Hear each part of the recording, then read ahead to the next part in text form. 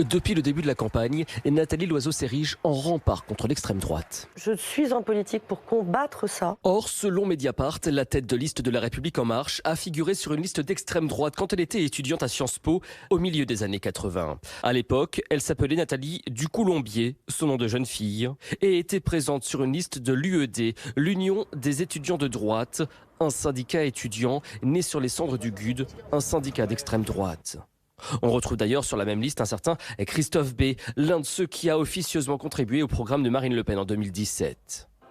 Contactée par Mediapart, Nathalie Loiseau a dans un premier temps dit n'avoir aucun souvenir de sa présence sur cette liste, puis, confrontée aux documents, a fini par reconnaître une erreur. Il ne faut pas juger les gens pour ce qu'ils ont été ou ce qu'ils ont fait il y a très longtemps. Ce qui compte, c'est la Nathalie Loiseau que nous connaissons. Or, elle est évidemment inattaquable sur son combat contre l'extrême droite. Nathalie Loiseau précise également à Mediapart qu'elle ignorait les idées extrémistes de ce syndicat étudiant. J'ai été approchée pour participer à une liste qui voulait accentuer le pluralisme à Sciences Po, alors quasi inexistant, et qui cherchait des femmes. J'ai dit oui. J'aurais sans doute dû regarder de plus près de quoi il s'agissait. Un passé qui fait vivement réagir ses opposants aux européennes. La tête de liste de la France Insoumise par exemple, Manon Aubry. Pas surprenant qu'elle ne veuille débattre qu'avec Jordan Bardella. Cela doit lui rappeler sa jeunesse. Benoît Hamon, lui, écrit « Emmanuel Macron vous propose de choisir une repentie venue de l'extrême droite ».